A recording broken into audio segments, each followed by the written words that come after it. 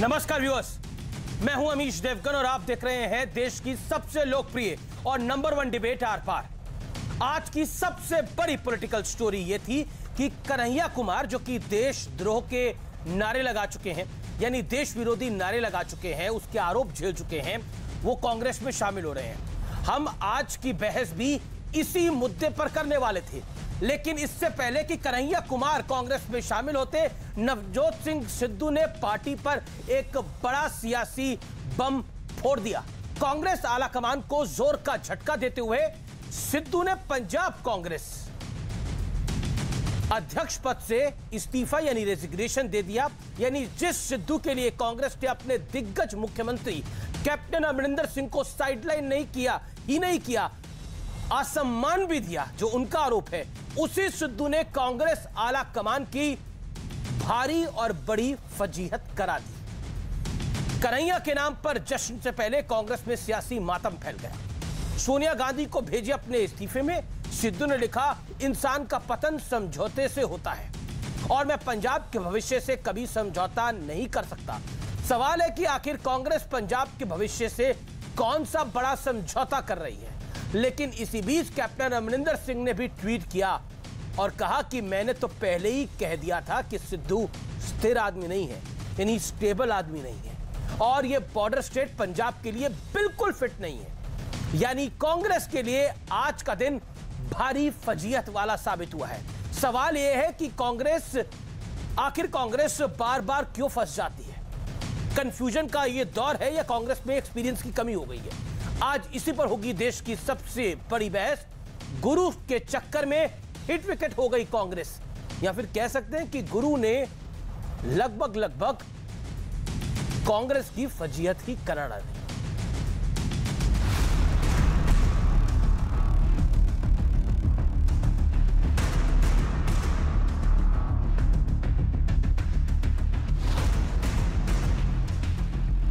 कहां तो कांग्रेस तैयारी में थी कि गाजे बाजे के साथ कन्हैया कुमार की कांग्रेस में एंट्री करवाई जाएगी, लेकिन इससे पहले ही सिद्धू ने नया सियासी बम फोड़ दिया। पंजाब कांग्रेस अध्यक्ष बनने के 72वें दिन सिद्धू ने इस पद का त्याग कर दिया और सोनिया गांधी को लिखे इस्तीफे में कहा, इंसान का पतन समझौते से होता है, मैं पंजाब के भविष्य और कल्याण के एजेंडे से कभी समझौता नहीं कर सकता, इसीलिए मैं प्रदेश कांग्रेस कमेटी के अध्यक्ष पद से इस्तीफा देता हूं, पार्टी के लिए काम करता रहूंगा। राहुल गांधी, एक छोटा सा सवाल है, नवजोत सिंह सिद्धू के इस्तीफे पर आप क्या कहना चाहते हैं? भैया, हमारा फंक्शन चल रहा है अभी। सिद्धू के इस्तीफे ने बीजेपी को जमकर चुटकी लेने का मौका दे दिया। संबित पात्रा ने ट्वीट किया, वो दो आए नहीं, एक चला गया, छा गए गुरु। स्टूडेंट्स के आने से पहले गुरु चला गया। कांग्रेस पार्टी खुद अपनी चालबाजी के चक्रव्यूह में चकनाचूर हो रही है, जिसकी नीतियां और जिसके कार्यक्रम और जिसके नेतृत्व पूरी तरह से नकारात्मकता से भरपूर रहे हैं। कांग्रेस पार्टी कुछ समझ में नहीं आ रही, लग रहा है चूचू का मुरब्बा बन गई है। अपनी ही पार्टी को आईना दिखाते हुए पंजाब के पूर्व सीएम कैप्टन अमरिंदर सिंह ने ट्वीट किया, मैंने पहले ही कहा था वो स्थिर आदमी नहीं है और बॉर्डर स्टेट पंजाब के लिए फिट नहीं है। मैंने कहा था आदमी अनस्टेबल है और उसने आप ही दिखा दिया कि उसने आज रेजिग्नेशन कर दिया। नवजोत सिंह सिद्धू एक मिसगाइडेड मिसाइल है जिहदा कोई कंट्रोल नहीं है। किते मर्जी डायरेक्शन हो सकती है, किते मर्जी वज सकती है, अपने ते ही वज सकती है। जे क्रिकेट सी, क्रिकेट च भी लड़ के भज के आया सी, बीजेपी च आया सी, जिन्हों अपना माई बाप कहता सी उन्होंने चोर कहन लग गया, फिर कांग्रेस चले गया। सिद्धू का इस्तीफा हो गया और सीएम चन्नी को हवा ही नहीं लगी। देखिए सिद्धू के इस्तीफे पर उनकी प्रतिक्रिया। लेट अस सी, मैनू अजे पता नहीं है, उन्होंने ऐसी सिद्धू साहब नाल बैठ के गल कर लांगे। खैर, इस नए सियासी ड्रामे वाले मुहूर्त के बीच कन्हैया कुमार की कांग्रेस में एंट्री हुई। क्रांतिकारी छुपकर मीटिंग किया करते थे। जेएनयू के पूर्व छात्र कन्हैया कुमार पर देश विरोधी नारों का आरोप लग चुका है। हालांकि 2019 में वो सीपीआई के टिकट पर केंद्रीय मंत्री गिरिराज सिंह के खिलाफ चुनाव लड़ चुके हैं, जहां गिरिराज सिंह ने उन्हें 4 लाख से ज्यादा वोटों के अंतर से बुरी तरह हराया था। लोग अपने पूर्वजों की बरसी मनाते हैं, लेकिन कन्हैया कुमार जेएनयू में हर साल अफजल गुरु की बरसी मनाता था। भारत तेरे टुकड़े होंगे अब कांग्रेस का नारा बन चुका है। कन्हैया कुमार जैसे लोग अब राहुल गांधी के बगल में खड़े होने लग गए हैं। लेकिन आज सबसे बड़ा सवाल है कि क्या कांग्रेस अंदरूनी लड़ाई के चलते हाशिए पर जा रही है? इसी पर होगी देश की सबसे बड़ी बहस। गुरु के चक्कर में हिट विकेट कांग्रेस।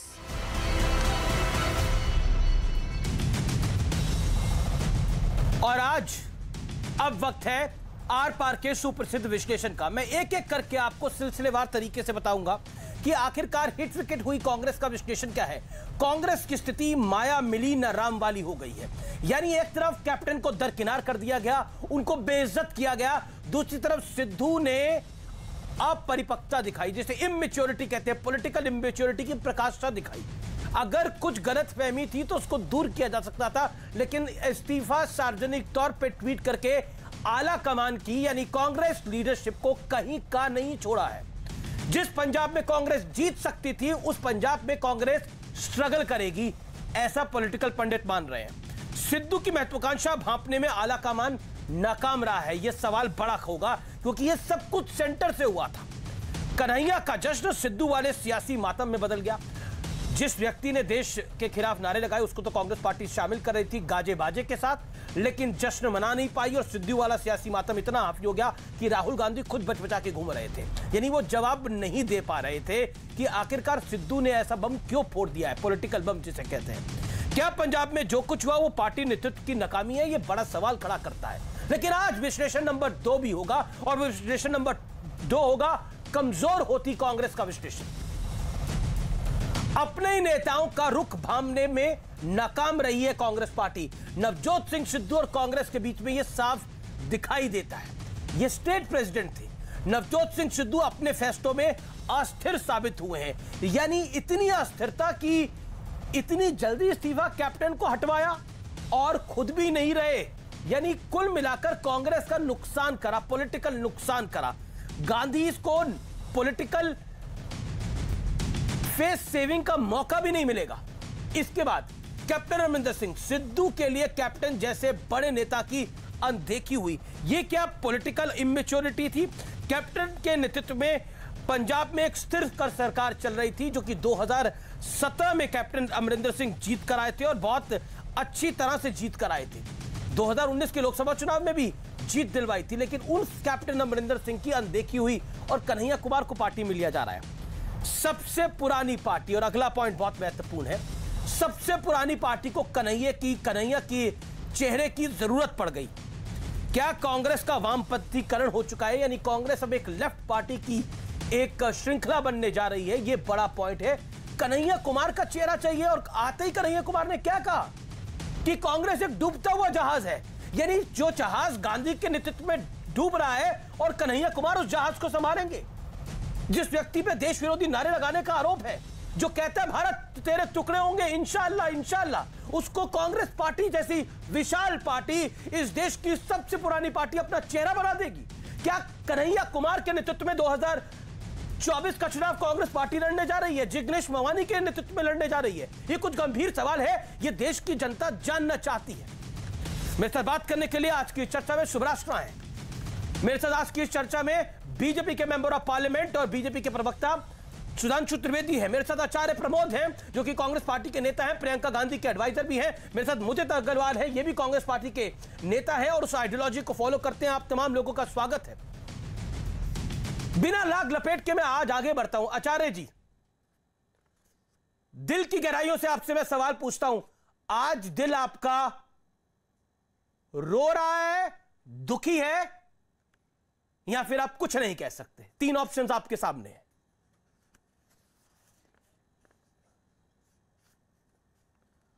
अमीश देवगन जी, मैं तो एकदम खुश हूं, अच्छा हूं।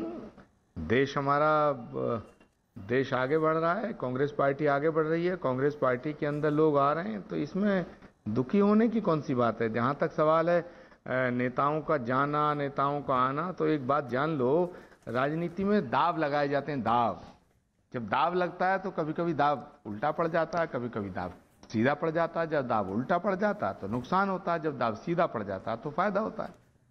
लेकिन दाव लगाना थोड़े ही छोड़ा जाता है। कल तक अमरिंदर ये सिंह सिद्धू वाले दाव के बारे में आप क्या कहना चाहते हैं? ये सिद्धू वाले दाव के बारे में आप क्या कहना चाहते हैं? कल तक भाई नवजोत सिंह सिद्धू ने दाव लगाया तो मुख्यमंत्री की कुर्सी को पलट दिया।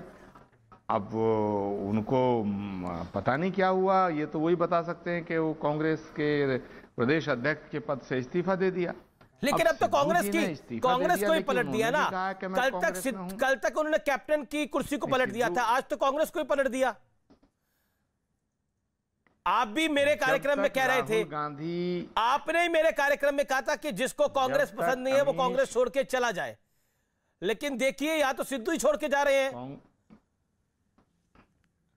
अमीश, जब तक गांधी फैमिली सलामत है कांग्रेस को कोई नहीं पलट सकता। लेकिन अब तो कन्हैया आ गया। कांग्रेस की शक्ति है। आचार्य जी अब तो कन्हैया आ गए। कन्हैया कह रहे हैं कि कांग्रेस एक डूबता हुआ जहाज है। मतलब गांधी जिस जहाज को नहीं आप पार लगा सकते उसको मैं लगाऊंगा पार। कन्हैया अभी बालक हैं राजनीति में, अभी कन्हैया आए हैं, उनका स्वागत है। अभी उनको निखरने दो, उनको जवान होने दो, उनको परिपक्व। राहुल गांधी उसको पार्टी में लेके आ रहे हैं। केसी वेणुगोपाल जैसे वरिष्ठ नेता, रणदीप सिंह सुरजेवाला जैसे वरिष्ठ नेता उनकी प्रेस कॉन्फ्रेंस करा रहे हैं। वो बालक कहां है? अरे तो जब घर वो में तो ऐसा लग रहा था कि कांग्रेस के 2024 के चेहरे ना हो जाए। बड़े बुजुर्ग उसको आशीर्वाद देते हैं, उसको ब्लेस करते हैं, सारे लोग मिलकर नाचते गाते हैं, खुशी मनाते हैं। कन्हैया कुमार आए हैं, उनका नाम ही कन्हैया है। अब कन्हैया आए हैं, नई रोशनी लाए हैं। काम कन्हैया वाला नहीं है ना। काम तो आपको भी पता कैसा काम है। नाम से क्या होता है? कैसा काम है जरा बताओ। अब देखिए वो क्या कर रहे थे जेएनयू के अंदर। वो तो अफजल की बर्सी बनाते हैं। देखिए, कांग्रेस पार्टी देशभक्ति का समंदर है। यहां जो आता है देशभक्त हो जाता है। कल क्या कर रहा था, कल किसने क्या किया, उनके अतीत में क्या है। अगर कन्हैया कुमार को देश के खिलाफ नारे लगाए कन्हैया कुमार, तो उनको तो कोर्ट ने अभी जमानत दी है। कोर्ट ने फैसला कहां किया? कोर्ट ने कहां माना उनको देशद्रोही? ठीक है, कन्हैया कुमार को देशद्रोही नहीं मानती, लेकिन ऐसे व्यक्ति को पार्टी में लेने की आवश्यकता क्या थी? दिक्कत क्या आपको? तो 2024 में इसको चेहरा बना देंगे क्या? जमानत तो दी है, लेकिन जमानत देते हुए क्या कहा था? ये एक संकीर्ण बीमारी है जिसे समाज में फैलने से रोकना पड़ेगा। लेकिन कांग्रेस ने उस बीमारी को अपने घर में ले लिया है। सुनिए, देशभक्ति का सर्टिफिकेट कांग्रेस को नहीं चाहिए। कांग्रेस वो पार्टी है जिसने देश के लिए कुर्बानियां दी हैं। बिल्कुल ही नहीं चाहिए। कांग्रेस से बड़ी देशभक्त पार्टी कोई नहीं है। और सुनिए, जो रहीम उत्तम प्रकृति का करी सकत कुसंग, चंदन विश्व व्यापत नहीं लपटे रहत भुजंग। कांग्रेस पार्टी के अंदर तो अगर कोई छोटा मोटा इधर उधर का दाएं बाएं गड़बड़ करके भी आदमी आया, मुझे तो देखिए चंदन का वृक्ष है, भुजंग लिपटे रहे, सांप लिपटे रहे, कोई फर्क नहीं पड़ता। लेकिन मुझे आपकी तो एक ही बात याद आती है आचार्य जी। 4 दिन पहले आप मेरे कार्यक्रम में थे और आपने बिल्कुल मंत्रमुग्ध होकर बोला था कि राहुल गांधी दूल्हा, इस बारात में जिसको आना है आ जाए। लेकिन बाराती आपने कन्हैया और मेवानी जैसे बुला लिए। बाराती आपने कन्हैया और मेवानी जैसे बुला लिए। अब बताइए, जिस बारात में ही कन्हैया कुमार और मेवानी होंगे तो उस बारात का हाल क्या होगा? अरे अमीश देवगन जी, सत्य सनातन धर्म तो अनूठा है हमारा। तो हमारी आप सनातन धर्म को काहे बीच में लेके आ रहे हैं इसके अंदर? भगवान भोलेनाथ की बारात में सुनिए, भूत भी, प्रेत भी, जिन्नात भी। अच्छा, तो भूत प्रेत है ये कन्हैया? औगड़ भी, भंगड़ी भी, नशेड़ी भी सब आते हैं। भोलेनाथ की बारात है। और राहुल गांधी जी जो हैं भारतीय राजनीति के एक ऐसे शिव हैं जो जहर भी पी करके अपने गले को रोक लेते हैं। और जहर उनको किसी ने दिया थोड़ी है। अगर ये मेवानी और कन्हैया जो जहर है, ये जहर किसी ने दिया थोड़ी है पीने के लिए। खुद ब खुद कांग्रेस अगर पीले और बोले हम भोले शंकर बन जाएंगे तो ऐसा नहीं होता है ना। सुधांशु त्रिवेदी, महादेव की बात हो रही है, बारात की बात हो रही है।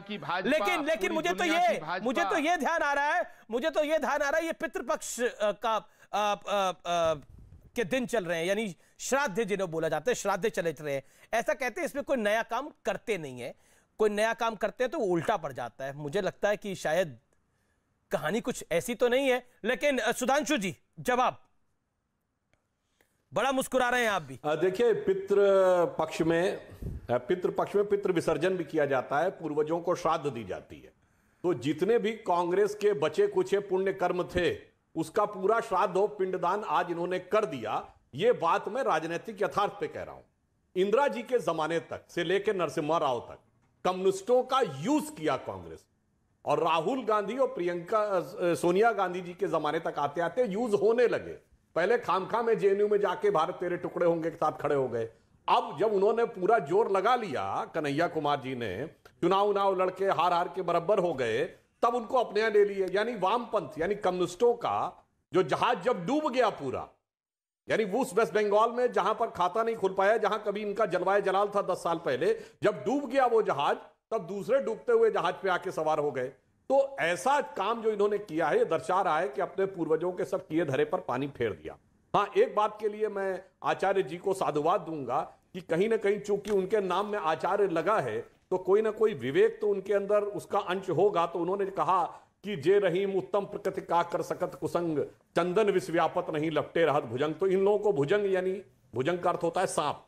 वो तुलना किसके लिए की गई ये सहज समझा जा सकता, मगर आचार्य जी मैं रहीम का एक दूसरा दोहा बोलता हूं, कदली सीप भुजंग मुख स्वाति एक गुण तीन, जैसी संगति बैठिए वैसे ही गुण दीन। यानी स्वाति नक्षत्र की शुद्ध पानी की बूंद ऐसी होती है कि कदली फल में गिरती है तो कपूर बनती है, सीप में गिरती है तो मोती बनती है, और सांप के मुंह में गिरती है तो जहर बनती है। जैसी संगति बैठिए वैसे ही गुण दीन। और आज एक और अच्छी बात भी हुई है, 2 भटके हुए नौजवान कांग्रेस में आ गए, और एक नौजवान यानी सिद्धू वो भटक गया। टुकड़े टुकड़े करने वाले के नारा देने वाले कांग्रेस में आ गए, ईंट से ईंट बजा के टुकड़ा करने वाला वो बाहर चला गया। मगर मैं एक बात और एक यथार्थ भी कहना चाहूंगा, आज जो कुछ कन्हैया कुमार जी ने बोला है वो कितना सत्य है कितना असत्य। पहली बात, उन्होंने भगत सिंह जी की जयंती की बात कही। अरे जनाब, इसी जेएनयू में तो ऐसे ऐसे राइटर रहे जिन्होंने भगत सिंह जी को टेररिस्ट लिखा। बिपिन चंद्रा ने अपनी किताब में टेररिस्ट लिखा, जिस जमाने में ये पढ़ते थे, इन्हीं वामपंथियों ने टेररिस्ट लिखा। और जब हमारी सरकार आई तो भगत सिंह जी के भाई के पोते यादवेंद्र सिंह संधू ने इस विषय को लेकर आपत्ति दर्ज की। हमने उठाया तो जानते क्या जवाब दिए? दूसरे एडिशन में टेररिस्ट वर्ड हटा दिया है। वो आज आकर भगत सिंह जी के नंबरदार हो, सिर्फ भगत सिंह नहीं, चंद्रशेखर आजाद, सूर्य सेन, सबके लिए टेररिस्ट वर्ड का यूज किया। और वो वामपंथी आकर भगत सिंह जी पे भाषण देने लगे। और आज एक झूठ बोल गए कि साहब हमारे संविधान के प्रियम्बल में लिखा है कि हम एक समाजवादी सेकुलर है। बाबा साहब के संविधान में, बाबा साहब की संविधान सभा में सेकुलर वर्ड नहीं एक्सेप्ट किया गया था। यह विषय उठाया था केटी शाह ने। उसके बाद इस पे जो बहस हुई उसमें एचसी मुखर्जी, उसमें लोकनाथ मिश्रा, पंडित जवाहरलाल नेहरू ने पार्टिसिपेट किया। कोई जाके कॉन्स्टिट्यूएंट असेंबली की डिबेट पे चेक कर सकता है। और फाइनली ये कहा गया कि अल्पसंख्यक शब्द होगा तो सेकुलर नहीं हो सकता, सेकुलर होगा तो अल्पसंख्यक नहीं हो सकता। चूंकि नेहरू जी का आग्रह था कि अल्पसंख्यक रखना है, तो बाबा साहब के संविधान ने खारिज किया सेकुलर वर्ड को। मगर बाबा साहब ने कहा था प्रियम्बल ऑफ द कॉन्स्टिट्यूशन, यानी संविधान की प्रस्तावना संविधान की आत्मा है। और उस आत्मा को किल कर दिया कांग्रेस ने जब सेकुलर वर्ड जोड़ा। कब? 76 में सारे लोकतंत्र का गला घोट के सारे विपक्ष को जेल में डालकर आपातकाल लगाकर उन्होंने ये किया। और अंत में एक बात कहूंगा, आके लोकतंत्र पे भाषण दे रहे थे, आए हैं उस पार्टी से जो कहती है power comes from the barrel of gun, बंदूक की गोली से सत्ता निकलती है माओवादी। और आए हैं उस पार्टी में जिसने कहा था India is Indira, Indira is India. गजब है भाई। और उसके बाद लोकतंत्र का भाषण है। इसलिए अंत में एक वाक्य सिर्फ कहूंगा, एक हिंदी में कहावत होती है अमीश जी, इसको शब्दशः न लिया जाए, कैविएट लगा के बोल रहा हूं, अंधे अंधों ठेलिया दोनों कूप पड़ंत। यानी एक व्यक्ति जो नेत्रहीन व्यक्ति हो और दूसरा नेत्रहीन व्यक्ति का गाइड बन जाए तो यह खतरा रहता है कि दोनों जाकर कुएं में गिर सकते हैं। यह हिंदी की कहावत है, किसी की भावना नहीं हर्ट करना चाहता, पर यहां पर यह उससे बड़ी उपयुक्त प्रतीत होती। आचार्य जी, बीजेपी के एक नेता है जो यूथ विंग के उनके सेक्रेटरी भी है, तेजेंद्र पाल बग्गा, उन्होंने वो कह रहे हैं कि अब भारत तेरे टुकड़े होंगे जो नारा था कन्हैया कुमार का, वो अब नारा कांग्रेस पार्टी का भी हो गया, ये ऑफिशियल हो गया है अब। और दूसरी तरफ ये सिद्धू ने तो आपको एक चक्कर में फंसा दिया है। गुरुजी, आप भी गुरुजी, वो भी गुरु। देखिए अमीश देवगन जी, एक तो सुधांशु त्रिवेदी जी ने ये आशंका व्यक्त की है कि कन्हैया कुमार के कांग्रेस में आने से कांग्रेस का वामपंथीकरण हो जाएगा। तो मैं पूछना चाहता हूं आदरणीय सुधांशु जी महाराज से कि सुधांशु जी महाराज, बड़े विद्वान हैं आप, प्रकांड पंडित हैं, मैं आपका बड़ा सम्मान करता हूं, सारा देश आपको सुन रहा है। आज बताइए कि अगर कांग्रेस में कन्हैया के आने से कांग्रेस का वामपंथीकरण हो सकता है, तो भारतीय जनता पार्टी का कांग्रेस के नेताओं के जाने से कांग्रेसीकरण क्यों नहीं हुआ? आप हमारे रीता बहुगुणा जोशी को ले गए, जगदंबिका पाल जी को ले गए, ज्योतिराज सिंधिया को ले गए, जतिन प्रसाद जी को ले गए, आप तो ले जाए। तो कांग्रेसीकरण होना चाहिए था भाजपा का। भाजपा में कांग्रेस का बड़ी खबर पंजाब में कांग्रेस का सिर फटा हुआ बहुत बढ़ गया है। सिद्धू के करीबी प्रगट सिंह जो शिक्षा मंत्री बनाए गए थे हाल ही में, उन्होंने इस्तीफा दे दिया है। पार्टी में दो फाड़ हो गया है, यानी कुल मिलाकर ऐसा लग रहा है कि सिर्फ पार्टी के साथ उनकी दिक्कत नहीं है, उनकी सरकार के साथ भी दिक्कत है। यानी पहले कैप्टन के साथ सिद्धू को दिक्कत थी, अब जो नए सीएम जो दलित चेहरा कहा जा रहा था चन्नी को लेकर आए हैं, उस दलित चेहरे से भी नवजोत सिंह सिद्धू को, जो कि कांग्रेस के स्टेट प्रेसिडेंट थे, अब उन्होंने इस्तीफा दे दिया, उनको दिक्कत है। यानी प्रगट सिंह का भी इस्तीफा हो गया है। आचार्य जी, कोई कहता है कि गलती से कुल्हाड़ी पे पैर लग गया, लेकिन आपने तो कुल्हाड़ी अपने पैर पे लेके नहीं मारी है, ये सिद्धू रूपी। क्या करेंगे? ये हो क्या रहा है? इस्तीफे ऐसे आ रहे हैं कि ऐसे लग रहा है कि कांग्रेस की ताकत पंजाब में जो थी वो समाप्त हो गई है, और कैप्टन कह रहे हैं मैंने तो पहले बोला था इनस्टेबल आदमी है ये। देखिए, कैप्टन अमरिंदर सिंह जी ने जब इस्तीफा दिया तो उन्होंने मुख्यमंत्री की कुर्सी को छोड़ा, और लेकिन कांग्रेस में उन्होंने कहा मैं कांग्रेस में हूं। और सिद्धू जी जब गए हैं अध्यक्षता छोड़ के, उन्होंने भी कहा कि मैं कांग्रेस में हूं। ये कांग्रेस का अंदरूनी मामला है। अगर किसी को पद नहीं चाहिए तो वो तो त्यागी पुरुष है, वो तो महापुरुष है। अगर सिद्धू जी ने अध्यक्षता छोड़ दी, रजिया सुल्ताना ने मिनिस्ट्री छोड़ दी, और प्रगट सिंह मिनिस्ट्री छोड़ रहे हैं और कह रहे हैं कि नहीं हम कांग्रेस में तो रहेंगे, एक कार्यकर्ता के रूप में रहेंगे, ये तो महानता है नेताओं की। आजकल तो पद की लालच में लोग पार्टी छोड़ देते हैं। तो हमारी पार्टी के नेता कितने अच्छे हैं कि पद छोड़ रहे हैं, पार्टी नहीं छोड़ रहे। अरे खबर ये आ रही है कि सिद्धू खुद सीएम बनना चाह रहे हैं। वो कह रहे चन्नी वगैरह को हटाइए, सीएम तो मेरे को बनना था। ये पद के लालच में इस्तीफा हो रहा है जी। देवगन जी, सीएम कौन नहीं बनना चाहता? ऐसा बता रहे हैं। नहीं, सीएम कौन नहीं बनना चाहता? आपको मुख्यमंत्री बनाया जाए तो क्या आप नहीं बनना चाहेंगे? हम तो नहीं, मैं जाऊंगा, ठीक हूं मैं ना, मुझे कोई मुख्यमंत्री बना रहा है ना मैं बनने जा रहा हूं, लेकिन ये सिद्धू के चक्कर में आपने कैप्टन निपटा दिया। नहीं, कैप्टन साहब को निपटाना क्या होता है आचार्य जी? पॉलिटिकल भाषा में निपटाना क्या होता है? निपटा दिए भाई। वो कह रहे हैं कि मेरा अपमान हुआ, कैप्टन अमरिंदर सिंह खुल्ला कह रहे हैं कि मेरा अपमान हुआ। सिद्धू कह रहे हैं कि कांग्रेस विचारों के साथ समझौता कर रही है। आचार्य जी, अमीश जी, कैप्टन साहब हमारे, हम कैप्टन साहब के, कैप्टन साहब अगर उनको लगता है उनका अपमान हुआ तो हम उनका सम्मान करेंगे, हम बिल्कुल सम्मान करेंगे। आज अपमान हुआ, कल सम्मान भी तो हम ही करेंगे। आप क्यों बीच में कूद रहे हैं भाई? आप कौन होते हैं कूदने वाले? अरे मैं तो सवाल, मैं बिल्कुल नहीं, मीडिया को तो खबर, बिल्कुल सर मीडिया को तो खबर भी नहीं दिखानी चाहिए। सिद्धू इस्तीफा दे, सरकार के 3-4 मंत्री इस्तीफा दे दे, रजिया सुल्ताना इस्तीफा दे दे, प्रगट सिंह इस्तीफा दे दे, कन्हैया कुमार पार्टी में आ जाए, कन्हैया कुमार कह दे कांग्रेस डूबता हुआ जहाज है, मैं निपटाऊंगा। मीडिया को कुछ नहीं दिखाना चाहिए, मीडिया को नहीं दिखाना चाहिए। ये सामान्य घटनाएं हो रही है, मीडिया क्यों दिखा रहा है? मीडिया को आपके साथ कोई दुश्मनी है ऐसा आपको लगता है? अमीश देवगन जी, किसी मंत्री के इस्तीफा देने से सरकार नहीं गिरती है, किसी मंत्री के इस्तीफा देने से पार्टी संकट में नहीं आती है। और जहां तक निपटाने का ताल्लुक है, अरे भाई मोदी जी ने तो केशुभाई पटेल को निपटाया, आडवाणी जी को निपटाया, मुरली मनोहर जोशी को निपटाया, वो तो राजनाथ सिंह को भी निपटाना चाहते थे, योगी आदित्यनाथ जी को निपटाना चाहते थे। निपटाने पे मत आइए, हमने कैप्टन साहब को नहीं निपटाया। कांग्रेस पार्टी ने कैप्टन साहब का सम्मान किया है और हमेशा कांग्रेस पार्टी में बड़ा सम्मान करे। ओके, सुधांशु जवाब, फिर मैं मुदित अग्रवाल और शुभराष्ट्र जी के पास भी जाता हूं। सुधांशु, देखिए, मैं सिर्फ ये कह रहा हूं कि हमारी पार्टी और आपकी पार्टी में जमीन आसमान का अंतर है। आपने जितने लोगों का नाम लिया, सबने तो मोदी जी को आशीर्वाद दिया है। आडवाणी जी ने विधिवत आशीर्वाद दिया था, डॉक्टर जोशी ने आशीर्वाद दिया था, इवन 2007 का चुनाव जीतने के बाद मोदी जी ने केशुभाई पटेल जी का भी आशीर्वाद लिया था। और जहां तक आप अन्य की बात करें, भाई राजनाथ सिंह जी ने तो उस समय अध्यक्ष के रूप में एक अहम भूमिका निभाई थी प्रधानमंत्री पद का उम्मीदवार बनाने के लिए। तो अगर आप देखिए, हमारे यहां तो सब मिलके चलते हैं और किसी प्रकार का कोई समस्या नहीं रहती। हमारे यहां एक स्टेटमेंट बताइए, अगर किसी ने कभी कुछ ऐसी बात कही हो। हाँ, योगी जी भी बाल बचे हैं, योगी जी को निपटाने की तैयारी थी। अरे जनाब सुनिए तो, अरे आप तो बातें नहीं समझ पाते हैं। ये आप अपने चश्मे से देख रहे हैं। सुनिए, जाकी रही भावना जैसी, प्रभु मूरत देखी तिन तैसी। तो चूंकि कांग्रेस के अंदर निपटाने की ही बात चलती, क्योंकि कांग्रेस है लीडर बेस्ड पार्टी और हम हैं कैडर बेस्ड विचार प्रेरित पार्टी, इसलिए आपको ऐसा लगता है, इसलिए आपके मन में यह गलतफहमी रहती है। हमारे यहां जन जन से लेके कार्यकर्ता तक, कार्यकर्ता से लेके नेतृत्व तक सब के सब एक मुश्त तय करते हैं और जिसको हमारी पार्टी तय करती, जनता उसी को आशीर्वाद देती है। सिर्फ 2 ही प्रधानमंत्री हुए भारत के इतिहास में जो पहली बार प्रधानमंत्री जनता के आशीर्वाद से बने, अटल जी और मोदी जी। आप क्या जितने प्रधानमंत्री हुए परिस्थितियों के आशीर्वाद से बने, चाहे नेहरू जी हो या इंदिरा जी हो। मैं राजीव गांधी जी, नरसिम्हा राव और मनमोहन सिंह की बात नहीं कर रहा हूं।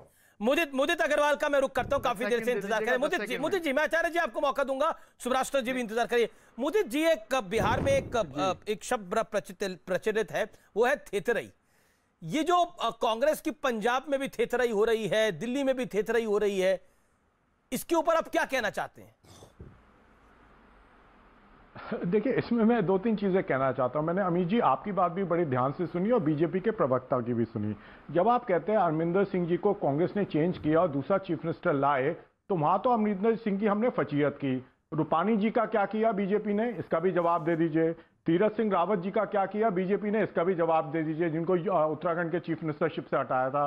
येदियुरप्पा जी का क्या किया, इसका भी जवाब दे दीजिए, जिसको कर्नाटका के चीफ मिनिस्टरशिप से हटाया।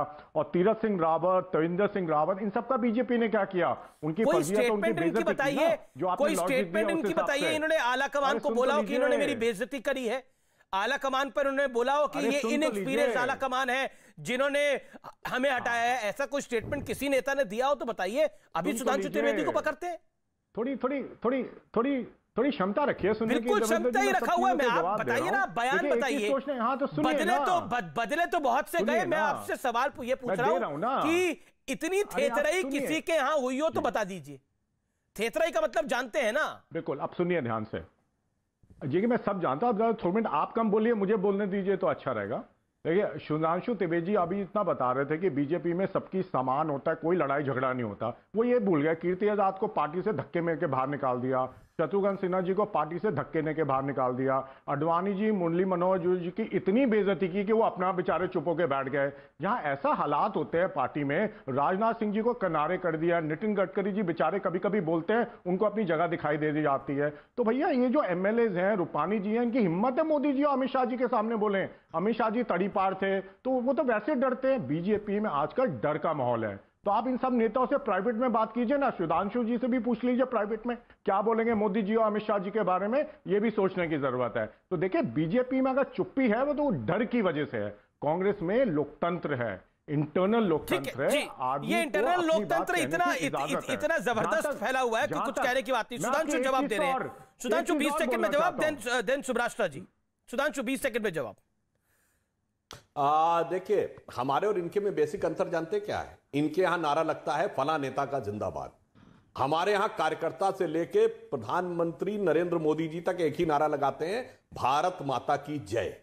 बस यही अंतर है हमारी सोच और इनकी सोच में। और दूसरी बात, इन्होंने ये बोला कि फला की हिम्मत है कि नहीं, इनकी हिम्मत, इसका मतलब इनके यहां जानते क्या लग रहा है? ये तो अपने मनोभाव से बोल रहे हैं ना। इनके यहां हिम्मत पड़ गई बोलने की।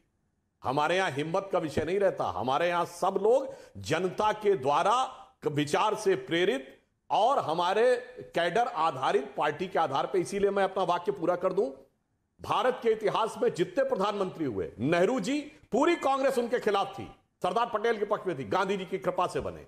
इंदिरा जी इंडिकेट सिंडिकेट की लड़ाई में गूंगी गुड़िया का खिताब लेकर आई। राजीव गांधी जी इंदिरा जी की दुखद हत्या के बाद सहानुभूति को बटोरने के लिए बनाए गए। नरसिम्हा राव जी उस समय अर्जुन सिंह और बड़े बड़े लोगों के बीच में, एनडी तिवारी के बीच की लड़ाई में बने।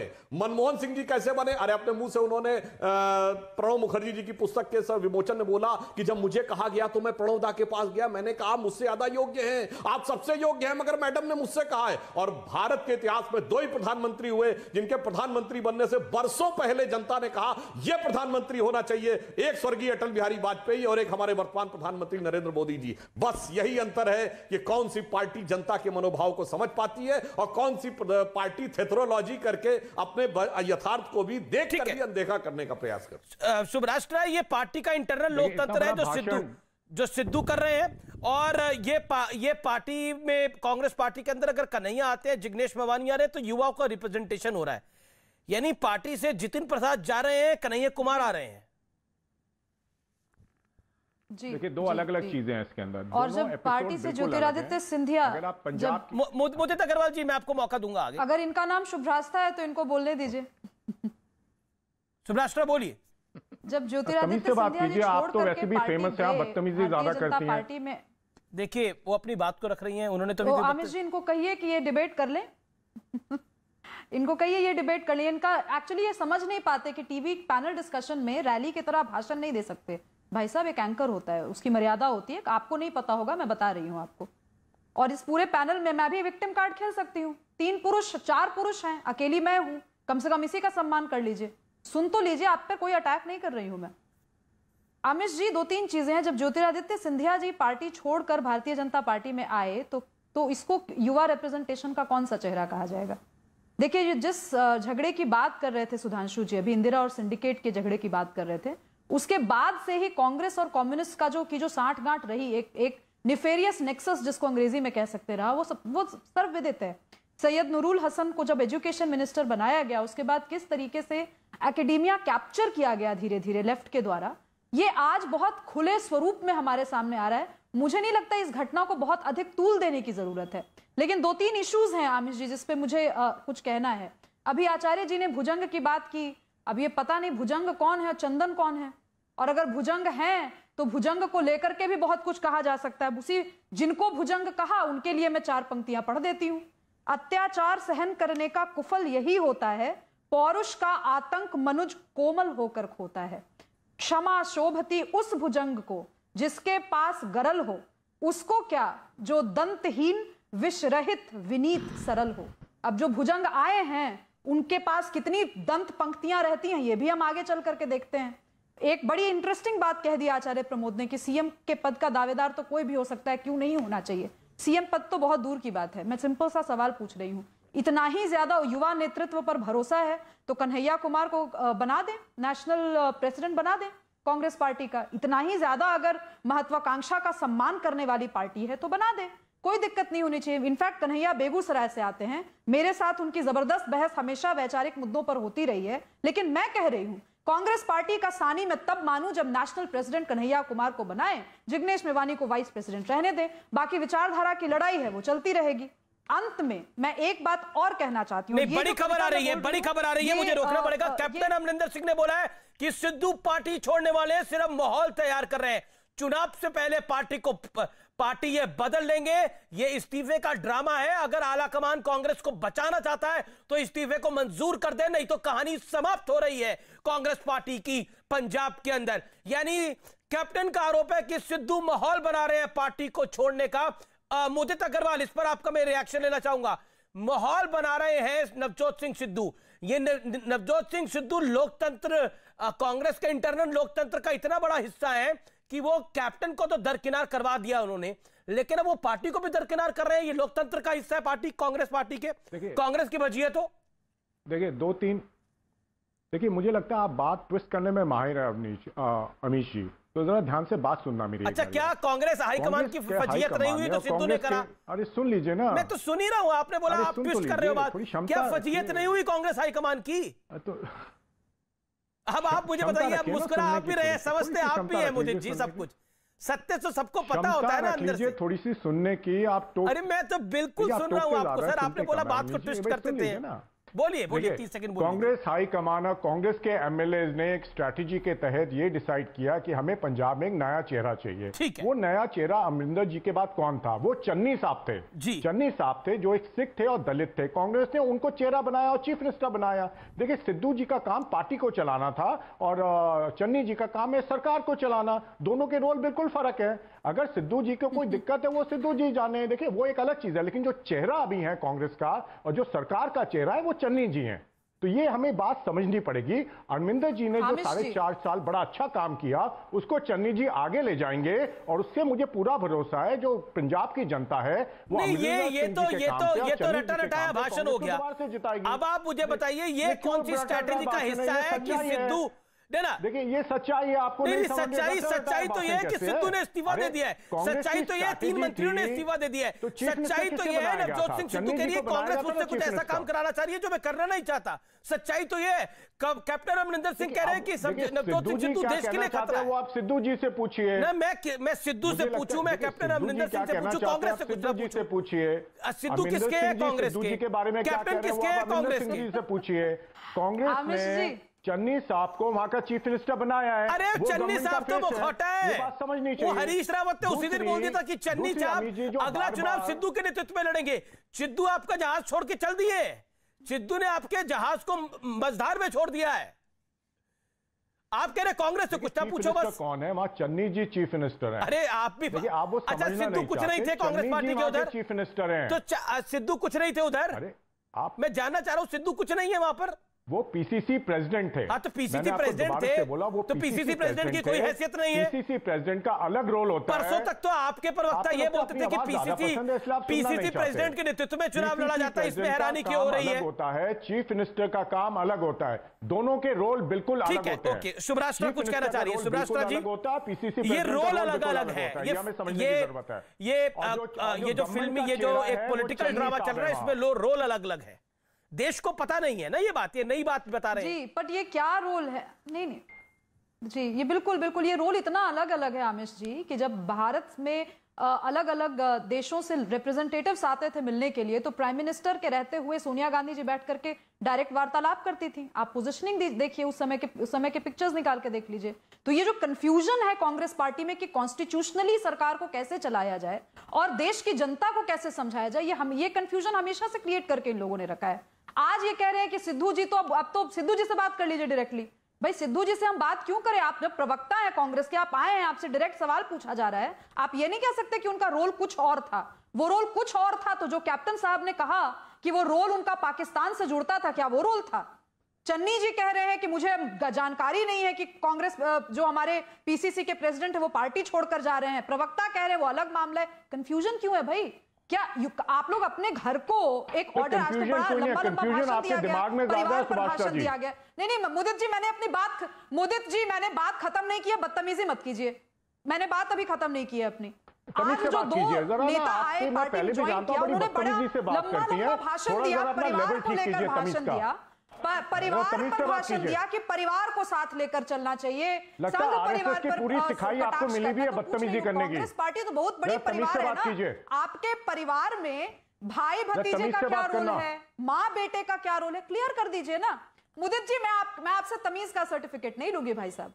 आप होंगे अपने पार्टी में नेता, यहाँ पर बताओ आपकी तमीज तो मैंने वो यूट्यूब वीडियो में देख रखी है जहाँ टीवी पे गाली दे रही थी। मुदित जी, सुभाष जी आप क्या भूल रही है? आपने वो वीडियो देखा आपका खुद का जिसमें आप गंदी गालियां दे रही है यूट्यूब पे, इसी मंच पे मेरे साथ? आपने देखा वो? तो मुझे नहीं, आप मुझे तमीज मत सिखाइए मुदित जी। आपने फोन किया था क्या मुझे? आपने फोन किया था क्या यूट्यूब पे वीडियो है आपका गाली देते हुए? आप लोगों के साथ समस्या ये है कि आप लोगों को मेरी पर्सनालिटी से दिक्कत है, ये तो सर्वविदित है। लेकिन इसी पर्सनालिटी के साथ बहस करने हर रोज आप लोग चले आते हैं। आप बीजेपी और संघ को बिलोंग करते हैं, यहाँ लेखिका लिखा हुआ है। कम से कम अपनी ट्रू आइडेंटिटी तो बताइए लोगों को। एक सेकंड, बीजेपी और संघ को बिलोंग करती हैं।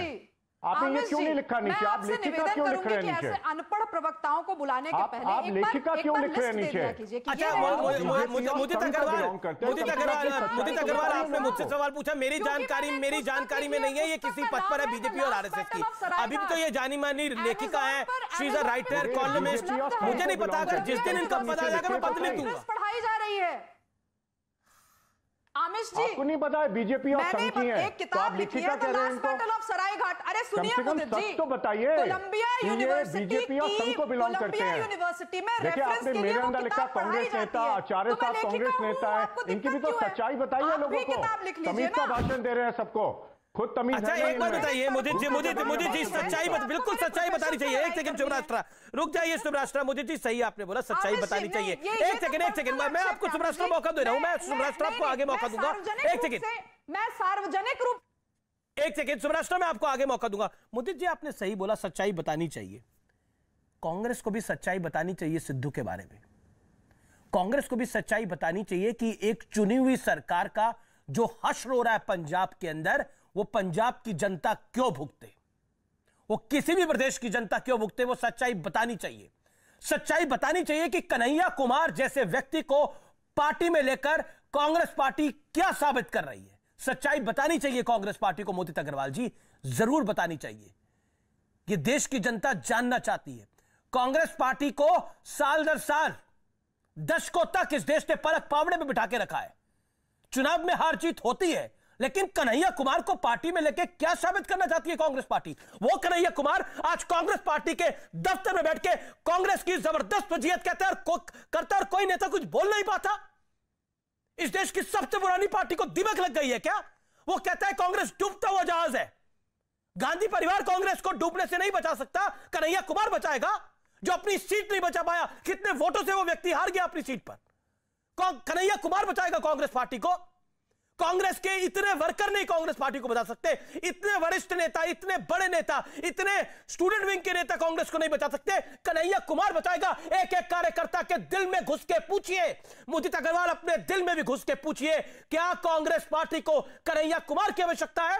क्या कांग्रेस पार्टी को नवजोत सिंह सिद्धू की आवश्यकता है, जो कांग्रेस को बीट मझधार में छोड़ के, फजीयत में हल्का शब्द बोल रहा हूं, थेतराई में लाइट वर्ड में बोल रहा हूं, लेकिन पॉलिटिकल टर्मोइल करके गया है आपके लिए पंजाब के अंदर। पूछिए, सच्चाई वो सामने आनी चाहिए। मोदित अग्रवाल जी, सुभराष्ट्र को टारगेट करना आसान है आपके लिए, लेकिन सच्चाई कांग्रेस के सामने आनी बहुत जरूरी है। उसने मोदित अग्रवाल जी, पर समस्या को समझिए। भरी दोपहरी में आंखें बंद करने से अंधेरा नहीं होता। बोलिए मोदित जी, अब आप। गिरबान में जाके देखने की जरूरत है। आपको भी बीजेपी के प्रवक्ता की तरह बिहेव नहीं करना चाहिए, एक इंडिपेंडेंट पत्रकार की तरह बिहेव करना चाहिए। आप सुभाष जी को यहां लाए हैं जो बीजेपी और आरएसएस को बिलोंग करती हैं। सुभाष पे डिबेट है क्या? इतनी महत्वपूर्ण है सुभाष आपके लिए? सच्चाई तो फिर आपको लगता है सुभाष इतनी महत्वपूर्ण है आपके लिए कि सुभाष को भी पार्टी में ले लीजिए? वो बीजेपी जब कन्हैया कुमार को ले रहे हैं तो नहीं, आप लिखिए ना। आपने देखिए, मोदी जी और उनकी पिछलग्गू प्रेस में कन्हैया कुमार के झूठे वीडियो सर्कुलेट किए थे। सुभाष के बारे में भी बताइए। आप कौन सा बिजनेस चलाते हैं, इसके बारे में कोई लिखेगा आपके लिए टेलीविजन स्क्रीन पे? आप जो परिचय चाहते हैं, अरे बाबा, आप बीजेपी और आरएसएस की है, नीचे लिखा होना चाहिए। आप श्रोताओं को गुमराह कर रहे हैं। आप ये लिख के श्रोताओं को गुमराह कर रहे हैं। आप श्रोताओं को गुमराह कर रहे हैं। ये एक स्ट्रैटेजी के तहत होता है। ये एक और इस्तीफा पंजाब के अंदर महासचिव ढींगरा का इस्तीफा। सिद्धू के घर इस समय बड़ी कैबिनेट मीटिंग चल रही है। कांग्रेस, पंजाब कांग्रेस के अंदर तूफान मचा हुआ है। सुभराष्ट्र, आप अपनी बात को 30 सेकंड कंप्लीट करिए, देन सुधांशु त्रिवेदी। सुभराष्ट्र जी, 30 सेकंड। आमिश जी, मैं कांग्रेस पार्टी के प्रवक्ताओं से एक निवेदन करना चाहती हूं कि डिबेट में आने के पहले पूछ लें। अगर शुभ्रास्था नाम का शब्द दिखे तो कृपया डिबेट में ना आए। मैं इनके व्यूज से मुझे लेजिटिमेसी नहीं मिलती। इन लोगों को बहुत समस्या है मेरे लेखिका होने से। मेरी किताब आज कोलंबिया यूनिवर्सिटी में बतौर रेफरेंस पढ़ाई जा रही है। मैं ये बात इसलिए कह रही हूं क्योंकि उन्होंने मेरे लेखिका होने पे सवाल उठाया। आज आप नाम टाइप कीजिए, करीब 50 आर्टिकल्स विभिन्न मीडिया हाउसेस के लिए लिखे। मोदित अग्रवाल, मैं आपसे बात नहीं कर रही। तो जवाब दीजिए। आप बीजेपी आमिश देवकर जी के शो से दर्शकों से मुखातिब हूं। जवाब दीजिए। बोलेंगी नहीं? देखिए, बोल तो रही हैं आपने, अपने टाइम पे बोला। क्यों बोलूं कि मुझे जिसको वोट देना है मैं दूंगी। मैं किसी नेता के कहने से अपनी राजनीति उजागर नहीं करूंगी। शर्म आती है आपको? आप होते कौन है मुझसे पूछने वाले? आप ही की पार्टी ने राइट टू वोट दिया है ना। झूठ क्यों बोलते हैं? निजी मामला है वो। ठीक है, मुझे लगता है it is getting too personal. I think Modit Agarwal, आप व्यूअर्स का भी टाइम बर्बाद करना चाहते हैं। आपको लग रहा है कि यही सब करेंगे तो ये सिद्धू वाली खबर जो है वो थोड़ी दब जाएगी। ये कन्हैया कुमार को जो हमने पार्टी में लिया, ये मामला भी दब जाएगा। देखिए, मुझे लगता है कि शुभराष्ट्र का विषय नहीं है मेरा। मैं सुधांशु जी का मुझे रुक करना पड़ेगा। देखिए, you are spoiling the debate now. This is not done. I think this is enough. I think आपने एक पॉइंट को रेज करा और उसका जवाब आपको बाकायदा तरीके से मिला। ओके, सुधांशु जी को लेके आइए। BJP member of parliament on screen and Acharya ji on screen. You made your point. Okay Acharya, Sudhanshu 40 seconds make your point. आप काफी देर से हाथ खड़ा कर रहे हैं, लेकिन बड़ा सियासी संग्राम है। इस्तीफे पे इस्तीफा हो रहा है पंजाब में। देखिए, पहले मैं यहां पे एक बात कहना चाहूंगा। अभी शुभरास्ता जी के इस विषय पर बात उठाई जा रही थी कि ये संघ से जुड़ी हुई हैं वगैरह, मगर शुभरास्ता जी ने एक विषय उठाया था, उसी में से मैं इसका उत्तर देता हूं मोदी जी को। उन्होंने कहा था कि जब कम्युनिस्टों के साथ आए, उसके साथ कांग्रेस की समस्या हुई, और यह बात इन्होंने नहीं बोली है। जाइए पढ़ लीजिए, किताबें अब तो अवेलेबल हैं, Mitrokhin's archive KGB and the world part 2, जिसमें लिखा है कि 70 के दशक में इंदिरा जी के आने के बाद जब कम्युनिस्टों से हाथ मिलाया तो सरकार के कौन कौन से अंग बिके हुए थे, ये उन्होंने लिखा है। उन्होंने कनॉट प्लेस के उस रेस्टोरेंट का भी उल्लेख किया जहां पर कि एक्सचेंज होता था, और केजीबी की रिटायर्ड चीफ येलेना एल्बर्टस की किताब स्टेट विद इन स्टेट पढ़ लीजिए, उन्होंने सोनिया जी के बारे में क्या लिखा है। और केजीबी के पूर्व जासूस यूरी बेजनेव, जो कि भारत में पत्रकार बन के रहते थे, उन्होंने तो कांग्रेस पार्टी को पैसा देने की बात लिखी। उसके हिसाब से तो कांग्रेस पार्टी ही उस समय केजीबी का एक प्रकार का संबंध बन गई थी। अगर कांग्रेस में आज भी गैरत है तो मुकदमे करिए जाके उनके ऊपर, कहिए कि आपने कैसे लिखा, हम आपको चैलेंज करते हैं। इसलिए कौन किसके साथ था यह बहुत साफ दिखता। और दूसरी बात, उस समय कांग्रेस उनके साथ गई, 77 में निपट गई, 2004 में कम्युनिस्टों का साथ लिया। और मेरा मानना है कांग्रेस चाहे कितनी अल्पसंख्यक तुष्टीकरण करती हो, पर राम थे ही नहीं, और हिंदू आतंकवाद जैसे वाहियात विषय शायद कांग्रेस का नेतृत्व कभी नहीं टेकअप करता। अगर इंदिरा गांधी या नरसिम्हा राव जैसा नेतृत्व होता, वो सब कम्युनिस्टों ने इनसे करवाए। तो जब ये लाल के चक्कर में पड़े तो जानते हैं इनकी क्या हालत हो गई। लाली मेरे लाल की जित देखूं तित लाल, और लाली देखन मैं गई, मैं भी हो गई लाल। ओके, और लाल में जाकर लाल हो। आचार्य जी, मेरे पास समय की कमी है, लेकिन क्या आपको लगता है कांग्रेस का एक बुरा दौर होता था? आज से 3 महीने पहले, 6 महीने पहले, जब 2019 का चुनाव हुआ, 2 साल पहले कहते थे कांग्रेस एक बुरे दौर में है, लेकिन इस दौर को हम क्या बोले,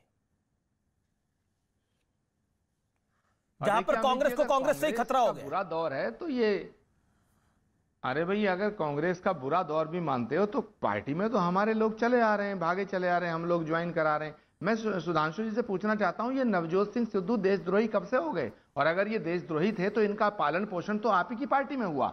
दूसरी बात, कन्हैया कुमार अगर देशद्रोही हैं तो आपने उन्हें जेल से बाहर क्यों आने दिया? तीसरी बात, शुभरास्ता जी, अगर आपका आरएसएस से संबंध है तो इतना क्यों घबरा रही हैं आप? कह देती है या कह देती नहीं है, आप क्यों बेचारे मुदित अग्रवाल से झगड़ा इतना करें? 4-5 मिनट हम लोगों का भी कहाँ दिया? इसमें क्या बात है? हम तो जानते हैं कि आप बहुत ही प्रकांड पंडित हैं, राजनीति छात्र भी जानती हैं। और शुभरास्ता जी, एक सेकंड, शुभरास्ता जी, अभी आप मुदित अग्रवाल को डांट रही थी, अब आप मेरे बीच में बोल रही हैं। सवाल पूछा है तो जवाब ले लीजिए। नहीं, मैं जवाब दे रही हूं आपको। आपने कहा कि मुझे दिक्कत क्यों है। मैं भाई, आपके नेता, आला नेता कहते हैं संघ में महिलाओं की जगह नहीं है। आप लोग क्लियर कर लीजिए ना कि क्या संघ में महिलाओं की जगह है। ब्रेक के लिए मैं रुक रहा हूं, मुझे ब्रेक के लिए रुकना पड़ेगा। आप देखते रहिए आर पार।